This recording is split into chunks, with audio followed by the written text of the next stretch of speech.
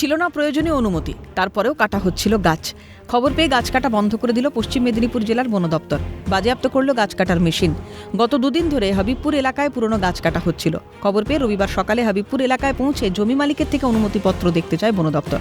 অভিযোগ, জমি মালিক কোনো অনুমতিপত্র দেখাতে পারেননি। এরপরই বন্ধ করে দেওয়া হয় গাছ কাটা। যদিও জমি মালিকের দাবি, কাউন্সিলরের অনুমতি নিয়েই কাটা হচ্ছিল গাছ। ঝড় বৃষ্টিতে গাছের মোটা ডাল যখন তখন ভেঙে পড়ে, দুর্ঘটনা ঠেকাতে কেটে ফেলা হচ্ছে আস্ত গাছ। এই ক্ষতি আমি তো মানুষের এই যে গাছ কাটবেন, হ্যাঁ ডিওপোর পারমিশন নিয়ে ডিওপোকে আমি চিঠি দিয়েছি, ডিওপোকে আমার রিসিভ কপি করা আছে। তারপরে কাউন্সিলর সাহেব এসেছিলেন, উনি বললেন যে এগুলো মানুষের পাড়ার এলাকার ক্ষতি হবে, মানুষজনের ক্ষতি হবে, বাড়ি ভেঙে গেলে মানুষের যথেষ্টপূর্ণ ক্ষতি হবে। সেই জন্য উনি বলেছেন আপনি কাটুন, উনি পারমিশন দিয়েছেন, উনি লিখে দিয়েছেন। গাছ কি আপনার? হ্যাঁ, গাছ আমার। খবর পেয়ে ঘটনাস্থলে যান মেদিনীপুর পুরসভার ৮ নম্বর ওয়ার্ডের তৃণমূল কাউন্সিলর ইন্দ্রজিৎ পানিগ্রাহী। অনুমতি না থাকার বিষয়টি কার্যত স্বীকার করে নেন তিনি। সেই সঙ্গে তৃণমূল কাউন্সিলরের দাবি, গাছগুলো কাটার জন্য এলাকার মানুষ তার কাছে আবেদন জানিয়েছিলেন। এটা আমরা কোনো পক্ষ আমরা সমর্থন করি না।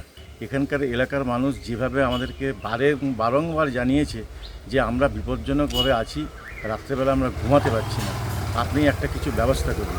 তো ঘরের যে আমাদের যে গাছের যে মালিক, যার জায়গার উপর গাছগুলি আছে, তারা ডিএফওকে অনেক আগেই জানিয়েছে, তার রিসিভ কপিও আছে, এবং পৌরসভাকেও জানিয়েছে। পৌরসভাও বলেছিল কাউন্সিলরের সঙ্গে কথা বলতে।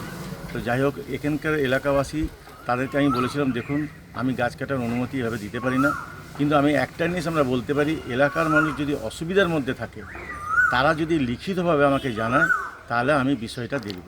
অনুমতি ছাড়া গাছ কাটার ঘটনা প্রকাশ্যে আসতেই সুর চড়িয়েছে বিজেপি। তৃণমূলের সহযোগিতায় পুরনো গাছ কেটে বিক্রি হচ্ছে, অভিযোগ গেরুয়া শিবিরের। সহযোগিতায় ওখানকার তৃণমূলের কাউন্সিলর সহযোগিতায় পুরনো গাছগুলোকে কেটে বিক্রি করা হচ্ছে।